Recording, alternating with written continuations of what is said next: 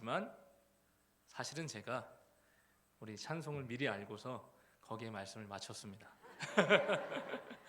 원래 다른 걸 생각했었는데 이 찬송을 부르신다고 해가지고 살펴보니까 갈라디아서 2장 20절 말씀이라서 내가 찬송에 맞춰야겠구나, 말씀을 맞춰서 찬송에 맞춰서 말씀을 준비하겠구나 했는데 너무나 은혜로운 시간이 될 줄로 믿습니다. 찬송 감사하고 기도 감사합니다.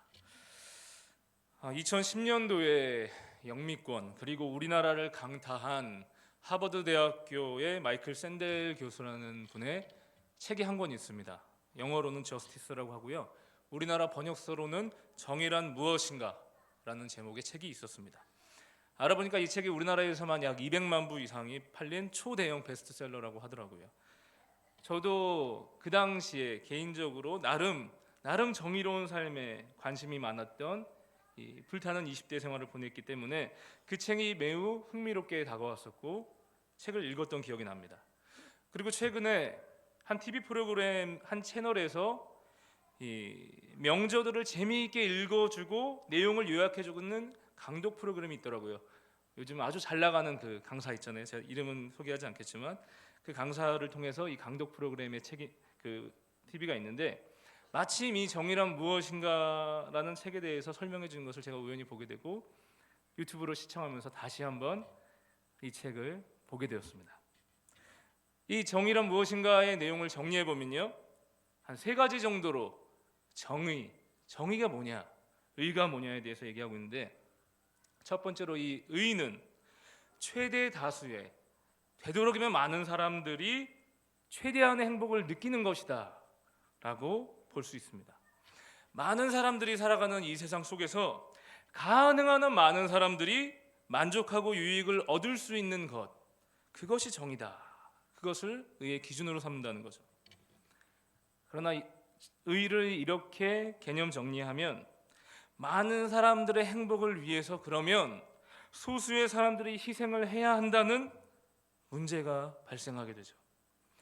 가령 나 자신이 다수에 속해 있지 않고 내가 소수에 처해 있다고 한다면 제가 지금 이 말씀드린 의가 최대 다수의 최대 행복을 내가 소수에 있다면 쉽게 인정하고 받아들일 수 있겠느냐, 그러한 딜레마, 문제점에 빠지게 된다는 거죠. 결국 이 최대 다수의 최대 행복이 의라는 개념은 불완전하다라는 것을 말해주고 있어요. 또한 두 번째 이 정의의 개념, 의의 개념을 소개하고 있는데 그것은 반대로요, 개인의 자유를 극대화하는 것이다. 개인의 자유를 가장 중시하는 것을 의라고 본다는 거죠. 자기가 하고 싶은 대로 결정할 의사를 최대한 보장해 주는 것, 그러한 사회가 의로운 사회다라는 것입니다. 그런데 이 개인의 자유를 의롭다고 보는 것도 역시 문제점에 빠지게 돼요. 왜냐하면 가령 개인이 자기의 유익을 위해서 다른 사람에게 거짓말을 하거나 도둑질을 하거나 또 뭐 더 크게는 낙태를 하거나 살인을 하거나 방화를 하거나 이런 심각한 범죄를 저지르게 된다면 이 순간에도 우리는 개인의 자유를 마음껏 누리게 보장해 줄 수 있느냐? 그걸 정의롭다고 할 수 없다는 것이죠. 역시 문제점이 있습니다. 그 다음 세 번째로는요, 모든 사람에게 기회를 균등하게 해주는 것이 또 정의다, 의롭다라고 하는 것입니다. 각 사람마다 타고난 재능들이 있는데 특별히 그 재능이, 그 노력이 사회가 원하는 필요에 딱 맞아서 남보다 그 시대에 더 많은 부와 인기를 독차지하게 되는 사람들이 있다는 것이죠. 근데 이 부와 인기를 누리는 사람들이 그렇지 못한 사회적인 약자들, 부족한 사람들을 위해 자신이 벌어놓은 부를 나눠주어서 공동체가 함께 선을 만들어 가야 된다는 것이 의다, 그게 정의다라고 또 얘기하고 있습니다. 소수의 사람들에게 집중된 막대한 부를 가난한 사람들에게 나누어 주어서 전체 기회가 균등하게 가져가는 것, 이것이 의롭다라는 개념을 또 얘기하죠. 그러나 여기에서도 또 문제점이 뭐냐면, 아니 그럼 개인의 피나는 노력에 의해서 얻어진 그 재산을 다른 사람들에게 그냥 무상으로 나눠주는 것이 이 개인의 사유 재산을 침해하는 것 아니냐, 이게 과연 정당하냐 라는 그 또 논란이 있을 수 있다는 것입니다. 이 정의란 무엇인가는 대표적으로 이 세 가지 개념을 얘기하고 그 밖에도 좀 소수의 여러 가지 얘기들을 하는데, 이처럼 정의 혹은 의에 대해서 다양한 개념들을 세상은 말해주고 있습니다. 하지만 거기에는 옳은 부분도 있지만 반드시 반대급부, 안 좋은 점도 생기게 마련이라는 거예요. 빛나는 곳, 밝은 면이 있으면 반대로 그늘진 곳과 어두운 곳, 후미진 곳이 나타나는 것이 바로 인간들이 말하는 의라는 겁니다. 인간들이 내세우는 정의가 그렇다는 거예요. 그러므로 우리 인간이 내리는 정의로움, 의의 개념과 그 실행은 완전하지 않다는 겁니다. 부족과 결핍이 늘 있다는 거예요. 앞으로도 계속해서 이 부족함을 메꾸어 가려는 노력과 대안들을 끊임없이 내야 된다는 것입니다. 그것이 인간들이 정의한 의의 한계라는 것이죠. 이렇게 이 세상이 내세우는 의에 대해서 제가 세 가지로 설명을 드렸는데, 그러면 우리는 이제 완전한 신, 전능자, 지혜자 하나님께로 눈을 돌려서 그러면 하나님께서 말씀하시는 의란 무엇인가, 그리고 그 의로움은 어떻게 주어지는지를 함께 나누고자 합니다. 성경에서 말하는 의로움은요, 신약 성경에 쓰인 헬라어로는 디카이오스이네라고 말합니다. 근데 이 디카이오스이네라는 것은 법적으로 볼 때에도 도덕적으로 볼 때에도 모든 부분에서 옳다라고 인정을 받는 것입니다. 땅 하고 판결을 받는 거예요. 이건 옳은 것이다. 우리 인간들을 볼 때 의라고 말할 때 법적으로는 이게 의롭다고 성립을 해도 우리 인간의 개인적인 생각으로 봤을 때, 그리고 우리 사회 통념으로 봤을 때, 도덕적으로 봤을 때는 허용이 안 되는 것들이 있죠. 법으로는 이게 맞다고 치지만 우리 인간적인 생각으로서는 아닌 것 같다 하는 것들이 있다는 것입니다. 마음에 거리끼는 경우가 발생할 수 있다는 거예요. 그러나 성경에서 말하는 이 디카이오스이네는 법적으로 볼 때나 도덕적으로나 다 옳다는 거예요. 전부 옳다함을 얻습니다. 로마서 3장 4절 말씀으로 한번 보도록 하겠습니다. 로마서 3장 4절 말씀 같이 읽어보겠습니다. 시작. 그럴 수 없느니라. 사람은 다 거짓되되 오직 하나님은 참되시다 할지어다. 기록된 바 주께서 주의 말씀에 의롭다함을 얻으시고 판단 받으실 때에 이기려 하심과 같으니라. 여기서 사람은 다 거짓되되 오직 하나님은 참되시다. 주의 말씀에는 의롭다함을 얻으시고 판단을 받으실 때에도 이기려 하심이라. 이것을 현대인의 성경, 좀 더 쉽게 오늘날의 말로 풀어서 현대인의 성경에서는 이렇게 얘기해요. 세상 사람이 다 거짓되어도 하나님은 진실하십니다. 성경에도 주의 말씀은 옳고 주의 심판은 정당합니다. 그렇게 표현하고 있어요. 또 다른 표준 세번역 성경에서는 이렇게 말합니다. 주님께서는 말씀하실 때 의로우시다 인정을 받으시고 재판을 받으실 때에도 주님께서 이기시려는 것입니다. 그러니까 말씀하심도 의로우시고 재판으로 볼 때에도 의로운 것이고, 주님 다 법적으로 도덕적으로 다 인정을 받는 그런 의라는 거죠. 더 나아가서 시편 51편 4절 말씀도 우리 한번 같이 읽어보겠습니다. 시편 51편 4절 말씀 시작. 주께서 말씀하실 때 의로우시다 하고 주께서 심판하실 때 순전하시다 하리이다. 여기서도 말씀하시죠. 주님 말씀하실 때 의로우십니다. 주께서 심판하실 때 순전하십니다. 그렇게 고백하고 있어요. 그러므로 이 성경에서 말하는 의는 법적으로나 도덕적으로나 모든 부분에서 의로움을 얻는 거예요. 완전한 의를 취하고 있는 것입니다.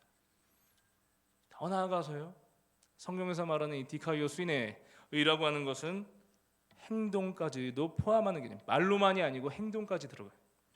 단순히 말로만 의롭다고 하는 것이 아니라 의로운 행동이 발현되어서 나오는 것, 그것이 오늘 성경에서 말하는 디카이오스이네예요. 한 번이 아니라 계속해서 그 의로움을 행위로 이어나가는 것이 의라는 것입니다.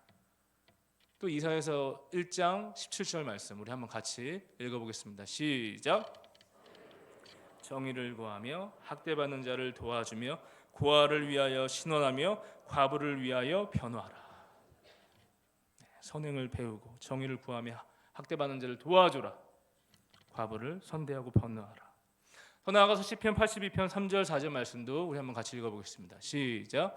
가난한 자와 고아를 위하여 판단하며 곤란한 자와 빈궁한 자에게 공의를 베풀지며 가난한 자와 궁핍한 자를 구원하여 악인들의 손에서 건질지니라 하시는도다.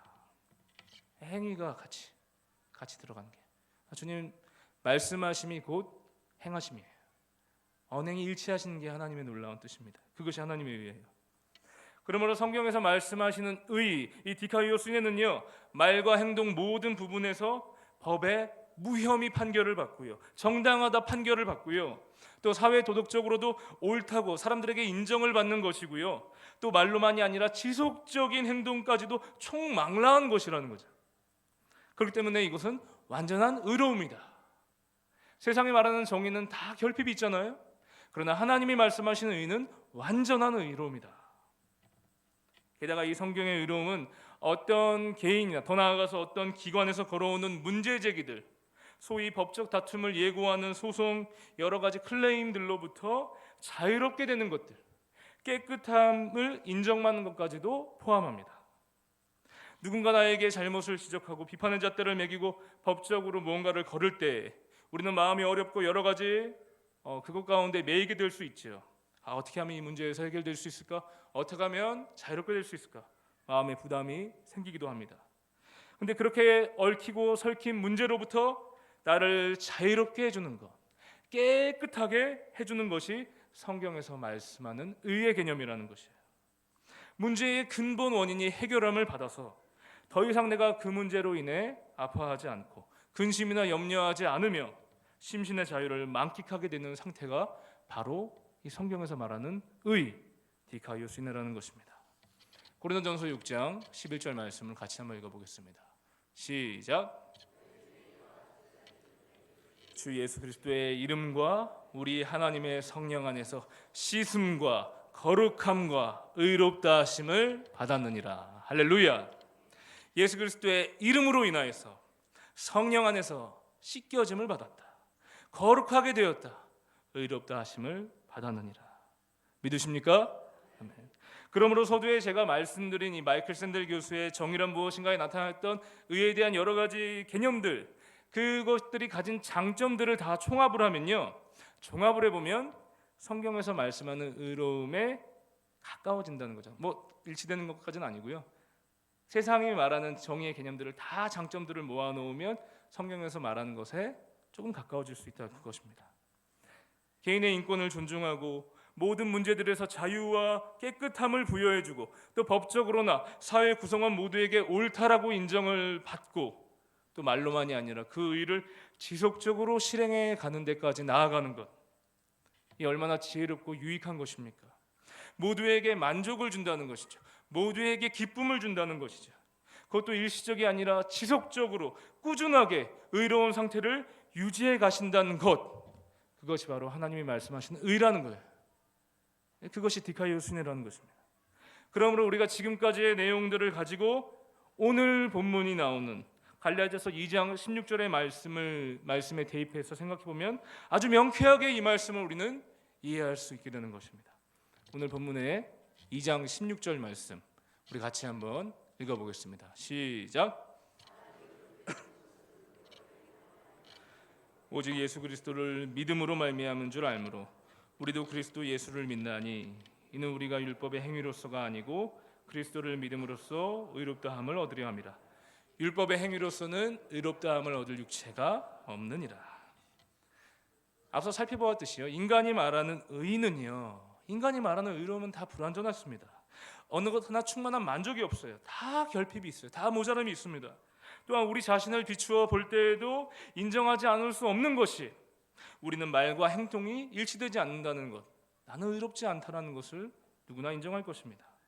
주신 율법 앞에서도 그것을 제대로 지키지 못하는 것이, 실행조차 제대로 하지 못하는 것이 우리의 죄된 모습이라는 것을 인정한다는 거죠. 그러므로 사람이 의롭게 되는 것은 율법의 행위, 우리가 어떠한 행위를 하는 것으로는 의롭게 될 수 없다는 것입니다. 오늘 성경에서 말씀하시기를 법적으로나 도덕적으로나 옳다함을 받으신 유일한 그분, 하나님의 아들 예수 그리스도를 통해서만 인간이 참 자유를 얻고 그분이 이루신 완전한 의를 얻음으로 말미암아 우리가 자유하게 되는 줄 믿습니다. 내 속에서는 제대로 된 의를 발견할 수가 없습니다. 그러므로 나의 의를 내세우는 것, 내가 의롭다고 내세우는 것은 나는 의로울지 모르나, 나는 괜찮을지 모르나, 나에게는 만족이 될지 모르지만 공동체를 위해서 만족이 될 수 없을 수 있습니다. 상처와 아픔을 줄 수도 있다는 것이죠. 모두에게 자유와 행복을 주지 못합니다. 내가 내세우는 의는 우리가 의롭게 되는 것, 우리가 만족하는 것, 우리가 행복하는 것, 자유하는 것, 문제가 해결되는 것들은 우리의 말과 행위, 나의 생각, 나의 의에 의지해서는 안 되고요. 완전한 의를 이루신, 도덕적으로나 법적으로나 사회적으로나 개인적으로나 모든 것에 만족을 이루신 예수 그리스도, 그분이 이루신 의를 믿는 데서 받아 누려야 하는 줄 믿습니다. 이는 우리가 율법의 행위로서가 아니고요, 오직 그리스도를 믿음으로써 의롭다함을 얻으려 합니다. 율법의 행위로서는 의롭다함을 얻을 육체가 없느니라. 할렐루야. 나의 죄와 허물을 대신하여 십자가에 달려 죽으셨으나 죄가 없으셨기에 죽음으로부터 다시 살아나사 하나님으로부터 높임을 받으신 예수 그리스도를 믿음으로 그분이 다 이루신 의로움을 우리는 받아서 누려야 하는 것입니다. 거기에서만 우리는 의롭다함을 얻는 거예요. 거기에서 우리는 다시 깨끗해지는 것입니다. 거기에서 우리는 다시 새롭게 될 수 있는 것이에요. 그런데 사람은요, 누구나 다 자기가 믿는 바대로 사는 것이죠. 믿음은 그 사람의 행동의 동기가 되어서 현재 삶의 결과물들, 현재 실체를 이끌어내는 것입니다. 내 삶은 왜 이 모양이지? 나는 왜 이럴까? 고민하는 분이 혹시 있으시다면 그 근원을 우리가 찾아볼 때에는 나의 믿음이 어디에 뿌리를 두고 있는지를 생각해 봐야 된다는 것이죠. 믿음이 엉뚱한 곳에 있든지 아니면 결국에는 하나님을 믿지 않기 때문에, 불신하기 때문에, 말로는 믿지만 결국에는 하나님을 불신하기 때문에, 그 말씀을 의지하지 않기 때문에 지금 나의 모습이 혹여나 엉클어져 있지는 않은지 생각해 보면 그게 틀리지 않을 것입니다. 결국 믿음이라고 하는 것은요, 우리 마음과 행동의 원천이 되는 것입니다. 그렇다면 그리스도 예수님을 그럼 믿는다는 것은 무엇일까? 믿음이 우리의 말과 행동의 원천이라고 하는데, 그렇다면 예수님을 믿는다는 것은 어떤 행동으로 나아가는 것일까? 어떤 삶의 자세로 우리가 나아가야지 그것이 진정한 예수님을 믿는다고 할 수 있을까? 이것에 대해서 우리가 알아봐야 하겠습니다. 오늘 우리가 읽었던 갈라디아서 2장 20절 말씀, 우리 한번 같이 읽어보도록 하겠습니다. 갈라디아서 2장 20절 시작. 십자가에 못 박혔나니 그런즉 이제는 내가 사는 것이 아니요 오직 내 안에서 그리스도께서 사시는 것이라. 이제 내가 육체 가운데 사는 것은 나를 사랑하사 나를 위하여 자기 자신을 버리신 하나님의 아들을 믿는 믿음 안에서 사는 것이라. 이 본문을 보시면요, 예수님을 믿는다는 것은요, 첫 번째로, 가장 첫째로 주님을 믿는다는 것은 나 자신이 그리스도와 함께 십자가에 못 박힌다는 것입니다. 그것이 믿음이라는 거예요. 주님을 믿는다라고 할 때 첫 번째 행위는 나 자신이 십자가 형틀에 못이 박히게 하는 거예요. 십자가는 극한 고통의 형벌을 받다가 끝내 죽임을 당하는 곳이죠. 그래서 십자가는 죽음을 의미합니다. 죽음이에요. 예수님을 믿는다는 것은 그러면 뭐냐? 내가 죽는다는 것입니다. 특히나 내가 그리스도와 함께 십자가에 못 박힌다는 것은 죄로부터의 죽음을 말하는 것입니다. 죄는 하나님 없이 살았던 이전의 내 자아, 나의 의로움, 나의 기질, 나의 습관들을 다 못 박혀서 죽인다는 겁니다. 예수님께서 죄에 대해서 죽으신 것처럼 우리도 죄인된 우리 모습을 십자가상에서 다 죽게 하는 것, 그것이 예수 그리스도를 믿는다고 하는 사람들의 첫 번째 특징이라는 거예요. 그래서 이 부분에서 저와 우리 성도님들은 믿음에 대해서 다시 생각을 해봐야 한다는 것이죠. 내가 정말 주님을 믿는다고 하는데 내가 예수 그리스도와 함께 나 자신을 십자가에 못 박고 있는가? 그걸 생각해 봐야 되는 거예요. 아까 제가 믿음은 행동으로 이어진다고 했잖아요.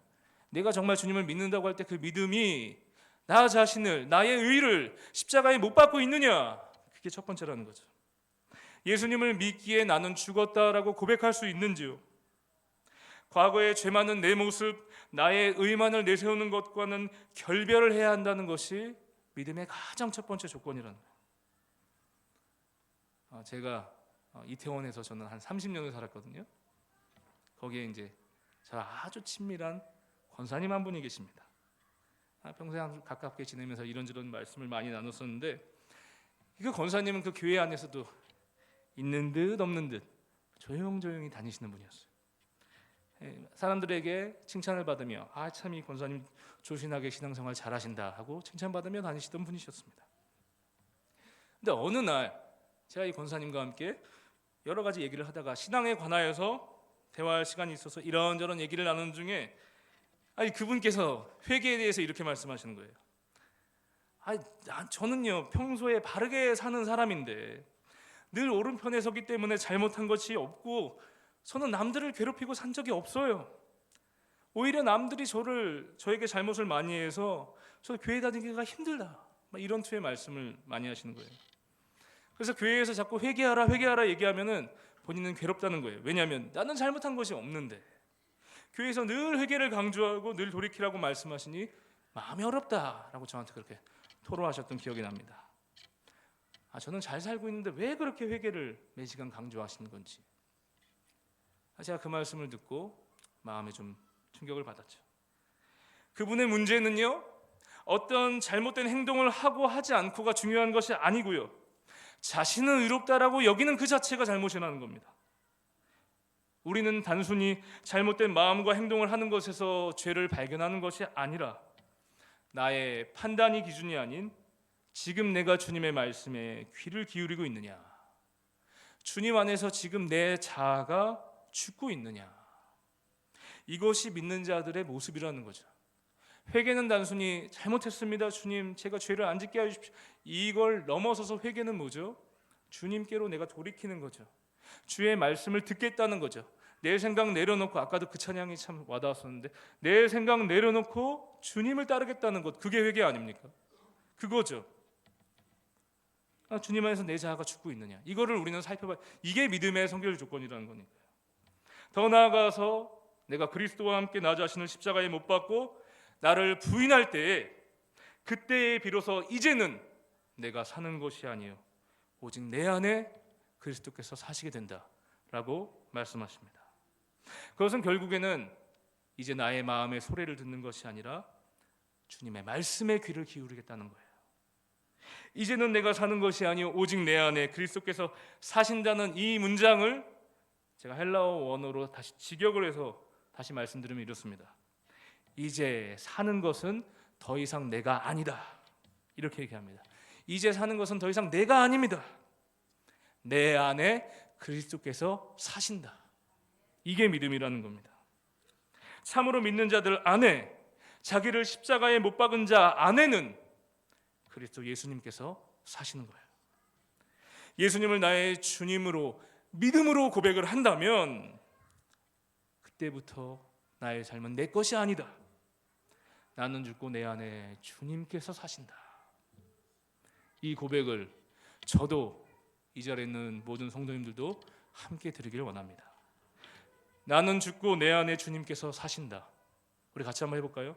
나는 죽고 내 안에 예수님께서 사신다. 이게 믿음의 고백이라는 거예요. 사실 내 자아를 못 박는다는 것, 자기를 부인한다는 것은 여간 어려운 일이 아니에요. 사실 우리의 감정, 우리의 일반적인 이성으로는 할 수 없는 일이에요. 왜냐하면 우리는 태생적으로 근본적으로 죄 가운데 태어났기 때문입니다. 어떤 분이 십자가 체험을 한번 해보겠다라는 생각으로 그냥 손을 이렇게 손바닥을 펴고요, 긴 못이 있죠, 긴 못을 갖고 가운데를 한번 푹 찔러봤답니다. 한번 체험을 해보겠다, 이게 얼마나 힘든가.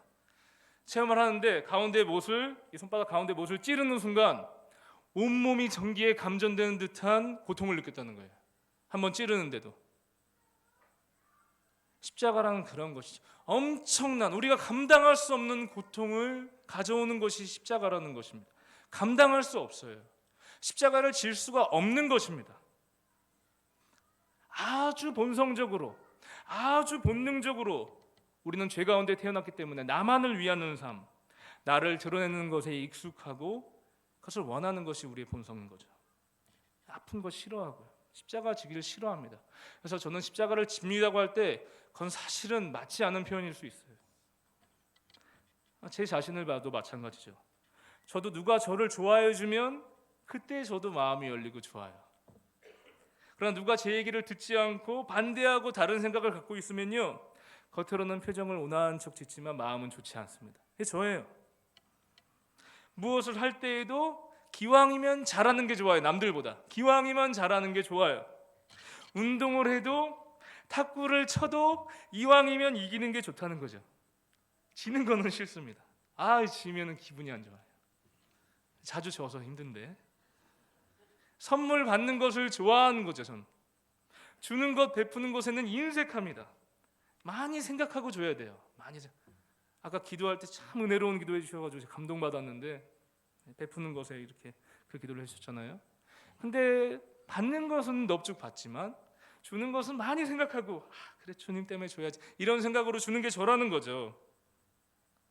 나이가 들수록 넉넉해지기보다는 자꾸 계산적이 되고 실익을 따지게 되는 게 저의 모습이라는 거죠. 십자가를 진다는 것은 불가능한 일일 수 있어요.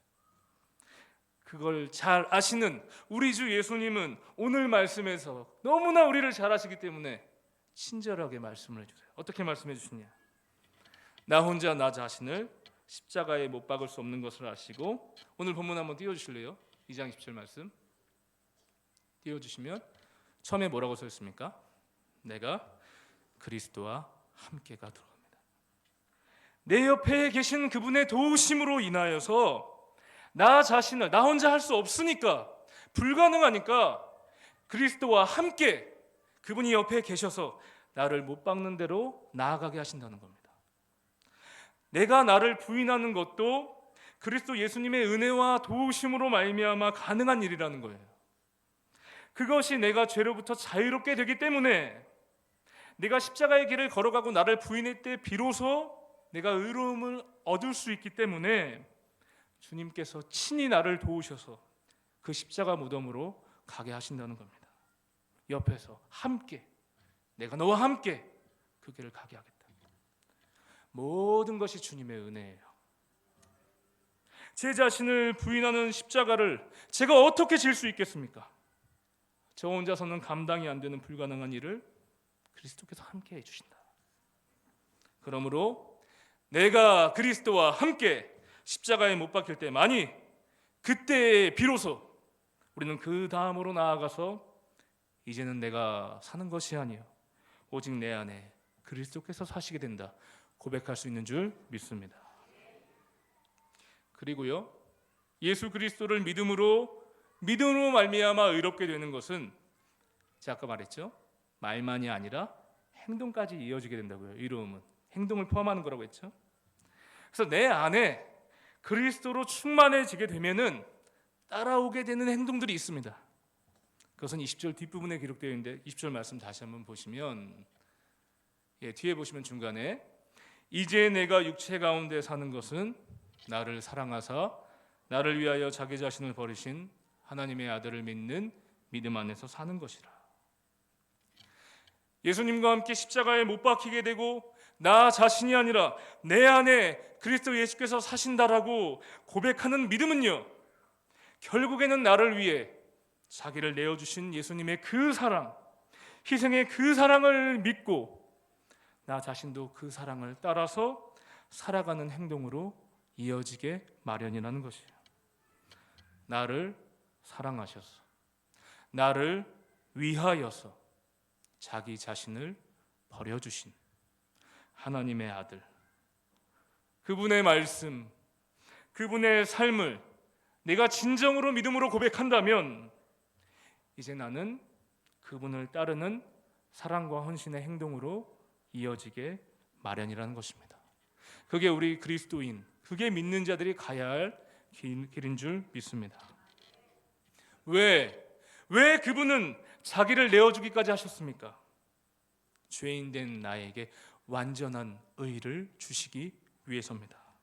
그 의는 나를 모든 문제에서 자유롭게 하며 개인적으로나 사회 공동체적으로 모두에게 결국에는 옳다라고 인정을 받게 하는 완전한 의입니다.